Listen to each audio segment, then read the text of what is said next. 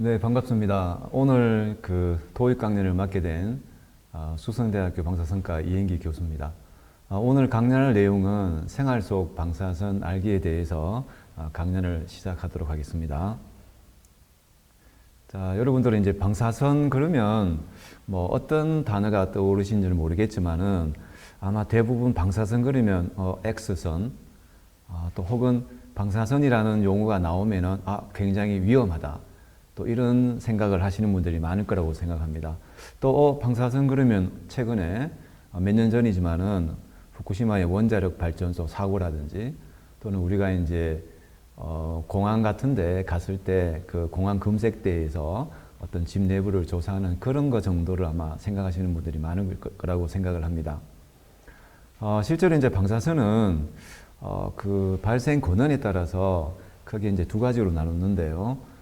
자연 방사선과 인공 방사선으로 나누어집니다. 그래서 자연 방사선은 우리 이제 뭐 암석이라든지 지각 또는 뭐 우주 바깥에서 들어오는 여러 가지 그런 자연 환경에서 발생되는 방사선을 이야기하고요. 그 다음에 인공 방사선은 여러 가지 이제 인위적으로 우리가 산업이라든지 우리 생활 주변에 또는 의학적 거를 목적으로 사용하기 위해서 만들어진 방사선을 우리는 인공 방사선이라고 보통 이야기를 합니다. 근데 이제 방사선 또는 방사성 또는 방사능 이러한 용어들이 이제 있는데요. 되게 이제 일반인들은 좀 헷갈려 하시고 그리고 이제 이런 내용들이 신문지상에서도 이렇게 여러 가지로 좀 혼재돼서 나오는 경우가 많은데 여기에 대해서 간략하게 또 설명을 드리겠습니다. 방사성이라는 것은 방사성 물질, 뭐 방사성 동위원소, 방사성 붕괴 이렇게 많이 이제 용어로 나오는데요. 우리가 이제 보통 사람들도 이렇게 마음이 안정되거나 이랬을 때는 뭐 이렇게 정상적인 상태라고 이야기하지만은 뭐 화가 났다든지 보통 그런 상황에서 되게 뭐 입에서 욕설이 나온다든지 뭐 이상한 몸짓을 한다든지 이런 경우가 많은데 우리가 이제 물질을 구성하고 있는 그런 요소 중에서 가장 이제 물질을 쪼개다 보면은 가장 이제 그 작은 물질을 우리가 보통 이제 원자라고 이야기하는데 물론 원자도 더 작은 또 원자 핵도 있고 주변에 또 전자들이 있는 그런 상태로 되겠지만은 이런 물질을 구성하고 있는 가장 작은 원자가 특히 원자 핵이 불안정한 상태에 있게 되면은 대부분 안정한 상태로 가려고 합니다. 이런 상황에서 우리가 이제 원자 핵이라든지 또는 원자 규모에서 나오는 것들이 보통 방사선이라고 이야기하고 이러한 이제 방사선은 알파선 또는 베타선, 감마선들이 있습니다. 근데 이제 또 이러한 이제 방사선이 시간당 예를 들어서 아까 이제 불안정한 원자들이 안정한 상태로 간다 그랬죠.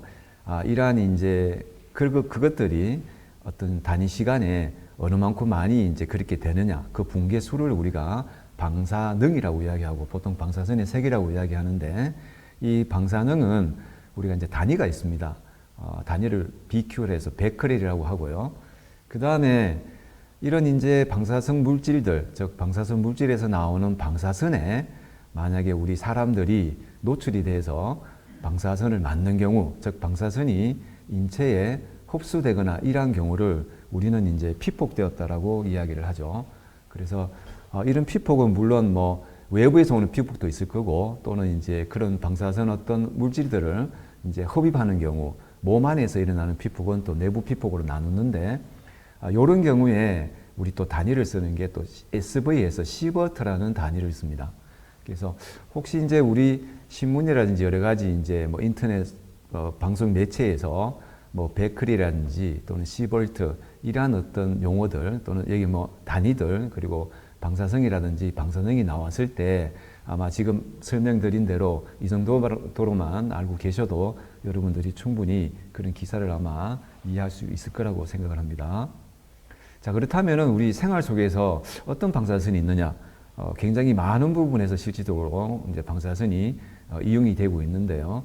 뭐 공업이라든지 산업 분야에서는 여러 가지 뭐 자재 이런 것들이 두께를 측정한다든지 또는 이제 항공기라든지 또는 잠수함 사실 이런 이제 그 운송 수단들은 실질적으로 이제 뭐 금이 가 있다든지 이런 결함이 있으면 안 되겠죠. 그래서 방사선을 이용해서 실제로 그런 결합 유무를 하는 걸 우리가 비파괴 검사라고 하는데 여기에서도 사용되는 방사선이 감마선 정도가 이제 사용되고 있습니다. 그리고 의료 쪽에서는 이러한 이제 방사선 발생 장치 그쪽에서는 주로 이제 X선이 많이 나오는데요. 이런 장치를 이용해서 인체의 내부를 볼 수 있는 그런 어떤 것을 할 수 있고요. 그 다음에 살균 또는 멸균 작용도 방사선이 실질적으로 생활 속에서 많이 사용되고 있습니다.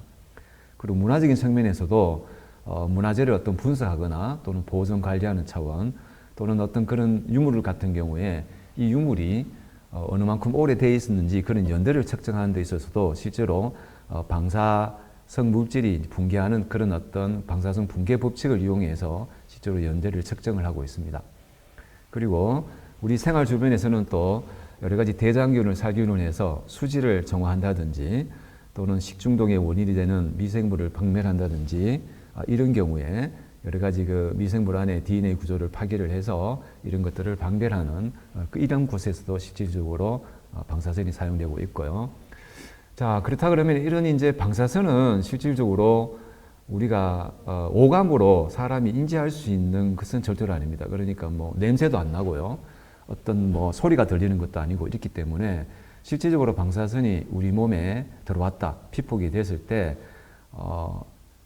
높은 위험성은 실제로 가지고 있습니다. 그런데 일단 보이지 않기 때문에 이게 이제 문제가 되는 거죠. 자, 그래서 이제 보이지 않으려는 방사선들을 우리가 이제 확인을 하려고 하면은 이런 방사선을 검출할 수 있는 그런 장비를 이용해서 방사선이 어디에 위치해 있는지 그리고 그러한 강도가 어떻게 되는지를 이제 확인을 할 수가 있죠. 위험성이라 그랬는데 왜 위험하냐 그러면 자, 그럼 이건 이제 방사선이 인체 내부를 투과하는 성질이 있다는 거죠.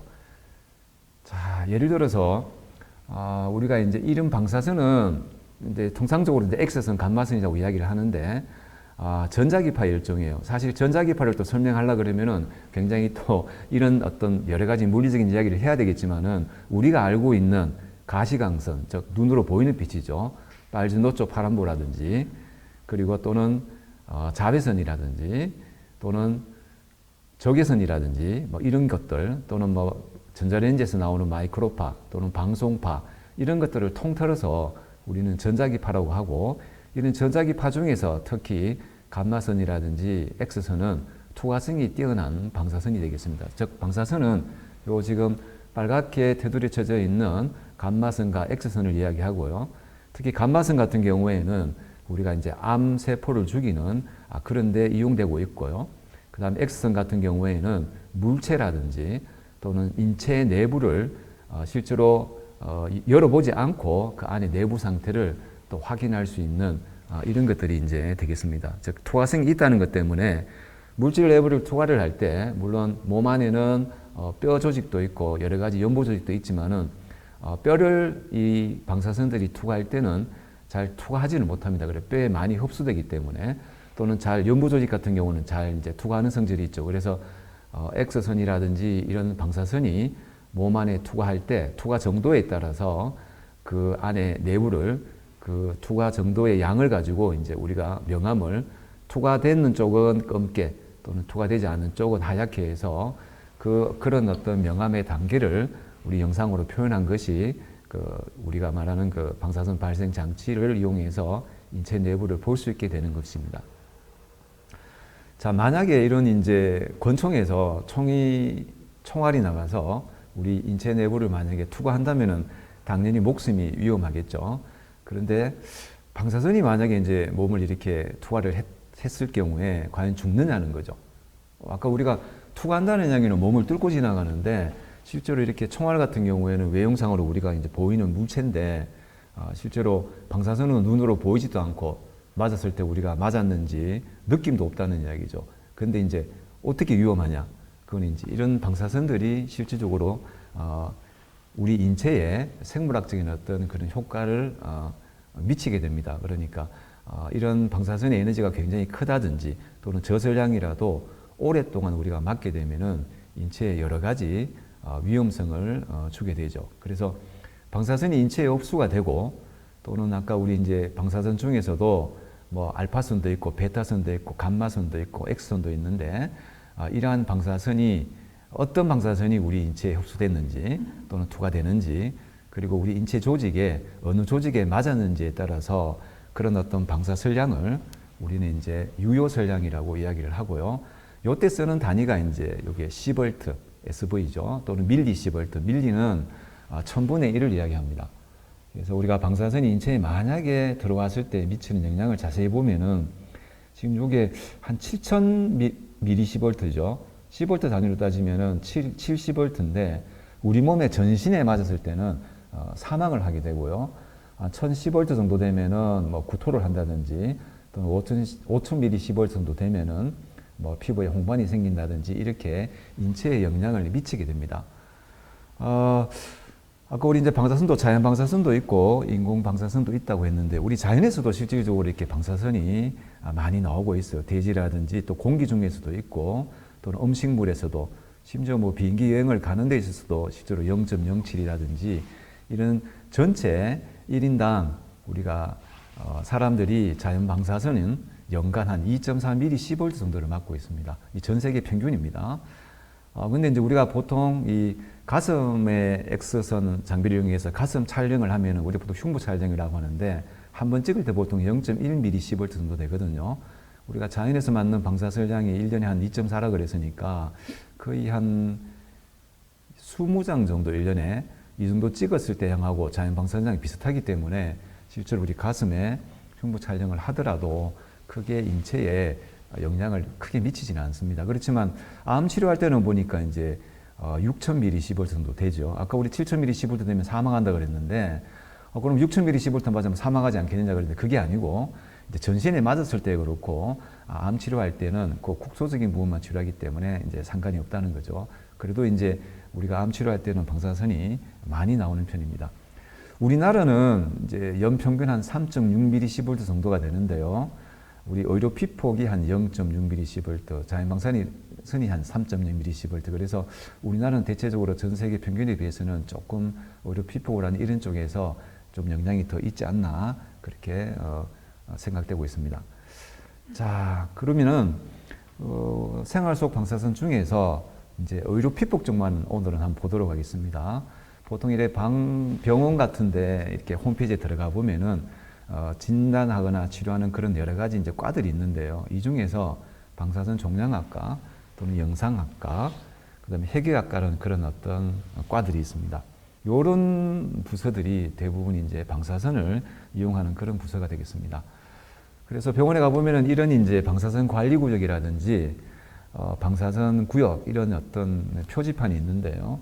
여기 보면 이제 방사선 장애 방지를 위해 필요한 주의사항을 좀 붙여놨죠. 실제로 이렇게 붙여져 있는 곳은 일반인들이 출입이 불가능합니다. 물론 치료 목적으로 들어가는 길은 가능한데 대부분 방사선 작업 종사자들 실질적으로 이제 법령상에서 교육을 이수하고 여러 가지 건강 진단을 받은 분들만 여기에 들어갈 수가 있죠. 자, 그래서 이제 영상의학과라든지 해괴학과 그리고 종양학과에 가보면은 이런 표지판들이 다 붙어져 있습니다. 영상의학과에서는 엑스선 촬영 장치라든지 그 다음에 CT 이런 장치들을 많이 들어봤을 겁니다. 이런 장치를 이용해서 실제 우리 몸 안에 여러 가지 어떤 질병이 있는지 진단을 하는 그런 과가 영상의학과가 되겠고, 물론 여기서는 MRI 장비라든지 초음파 장비를 이용하기도 하지만은 MRI는 자기장이나 또는 우리가 이제 라디오파라 그래서 이런 파들을 이용해서 이제 초음파도 마찬가지겠지만 방사선은 아닙니다. 자, 영상의학과에 이제 일반 촬영실에 들어가 보게 되면은 이런 장비들을 볼 수가 있는데요. 보통 DR 장비라 그럽니다. 요 부분이 이제 방사선 발생 장치인데요. 여기서 방사선이 나와서 여기 사람이 만약에 누워 있다면은 사람 몸을 뚫고 지나가고 요 밑부분이 이제 방사선 검출기가 되겠죠. 여기서 이제 수직에도 검출 장치가 있습니다. 그래서 이런 장치들은 이제 이 디텍터, 즉 검출기에 왔을 때 방사선에 들어온 그 양에 따라서 이렇게 방사선 이제 조정실에서 영상을 얻게 됩니다. 그리고 이러한 영상들은 전체 병원 내에 전자장치라든지 컴퓨터 서버에 이제 저장이 돼서 전 병원뿐만 아니라 인터넷을 통해서 이렇게 영상들이 뿌려지면서 이렇게 되는 여러 가지 시스템을 또는 팍스 시스템이라고 해서 영상의학과에서는 그런 시스템들이 다 이제 구비가 되어져 있습니다. 자, CT실은 장비는 이렇게 되어 있죠. 요거는 이제 360도 이제 X선이 나와서 우리 몸을 3차원적으로 이제 내부를 볼 수 있는 장치고요. MRI 장비입니다. 주로 영상의학과에서 주로 하고 있습니다. 초음파 장비도 마찬가지고요. 그리고 영상의학에서는 또 인터벤션 영상의학이라고 해서 우리 피부 같은 데 작은 구멍을 내서 혈관이라든지 기타 원하는 신체 부위에 직접 카테터라는 관을 넣거나 또는 의료용 바늘을 넣어서 의학 영상 장비를 이용해서 몸 안을 관찰하고 치료하는 방법도 영상의학과에서 실제 하고 있는 부분입니다. 그리고 방사선 종양학과에서는 고에너지 방사선을 이용해서 암을 치료하는 그런 과라고 보시면 되겠습니다. 물론 암 종양이 있으면은 그거를 제거하고 완전히 제거하지만은 또는 수술하고 난 뒤에 또는 눈에 보이지 않는 여러 가지 암세포가 남아 있을 때 실제로 방사선을 이용해서 치료를 하는 그런 과가 되겠습니다. 그리고 핵의학과 같은 경우에는 방사선을 내는 그러한 물질을 몸속에 투여를 해서 종양의 위치라든지 이런 것들을 우리가 이제 파악하는 그런 곳이 핵의학과가 되겠습니다. 이때는 보통 이제 PET-CT라는 장비를 많이 이용하게 되는데요.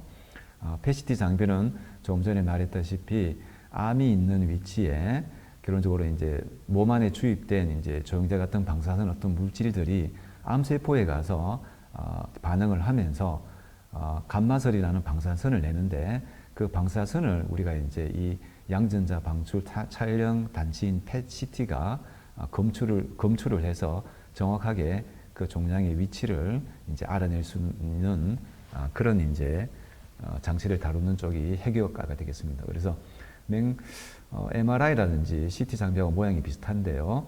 어떤 그런 방사선 물질이 이제 조영제를 집어넣으면은 암이 있는 부분에서 이 물질들이 가서 결국은 이제 그쪽에서 반응을 일으켜서 이렇게 감마선이 나오면서 이 360도를 둘러싸고 있는 검출기에 검출이 되고 그것이 영상으로 이제 맺어지게 됩니다. 대부분 이제 여러분들이 병원에 가보시면은 이런 촬영을 하는데요. 방사선 촬영입니다. 그래서 요거는 아까 이제 천장에 붙어 있는 거는 보통 실리는 구조라 근데 바닥에서도 이렇게 벽에 수직하게 촬영 장치가 구비되어 있는 곳도 있습니다. 그래서 여기서 방사선이 나가고요. 이제 지금 이 환자가 뒤를 보고 이렇게 앞을 보고 있고 뒤쪽을 이렇게 보여주고 있죠. 그래서 사람의 몸의 뒤쪽에서 앞쪽으로 이렇게 가서 뒤쪽에 검출기에 이제 방사선이 와서 그 어떤 방사선에 투하된 양의 정도에 따라서 명암으로 이렇게 영상이 맺어지는데요. 뼈 쪽은 이제 하얗게 되겠죠. 뼈는 방사선이 많이 흡수되기 때문에 그렇지 않은 부분 새까맣게 나타납니다. 주로 폐 같은 경우에는 이런 촬영을 우리가 체스트 PA라고 합니다. 뒤에서 앞으로 찍는 이런 방법. 그리고 반대로 이제는 사람이 테이블에 누워 있다든지 사람이 앞쪽에서 위쪽에서 이제 방사선이 나와서 여기서부터 방사선이 나와서 촬영하는 그런 방법을 체스트 AP 촬영이라고 이야기를 합니다. 자, 그리고 이제 측면에서도 찍는 방법이 있습니다. 그러니까 지금 보니까 이제 왼쪽이죠. 왼쪽이 방사선 검출기 쪽에 이렇게 놓여져 있고, 이런 경우 왼쪽에서 측면 촬영이라고 하는데 왼쪽에서 엑스레이가 들어가서 이런 뒤쪽에 있는 검출기에 이렇게 해서 촬영되는 것을 레프트 라터널, 즉 측면, 왼쪽 측면 장치 또는 반대로 되면은 오른쪽에서 찍었다 그래서 라이트 라터널 그래서 오른쪽 측면 어떤 촬영 방법이라고 합니다. 아까 우리 앞에서 봤던 체스트 PA나 AP의 보조 역할인데요. 정면에서 어떤 사진을 찍게 되면은 실제로 심장이라든가 대혈관이 가려져 있어 잘 보이지 않는 그런 어떤 병변을 찾는데 실질적으로 사용되고 있습니다. 우리 뭐 생활 주변 속에 여러 가지 이제 방사선이 많은데요. 오늘은 그냥 간단하게 의료용에서 지금 사용되고 있는 방사선에 대해서 잠깐 알아봤고요. 그리고 여러 가지 이제 방사선의 촬영에서 우리가 쉽게 가슴 흉부 촬영을 하는데 어떤 원리로 촬영되는지 대해서 일단 알아봤습니다. 강의는 여기까지 하고 마치겠습니다. 감사합니다.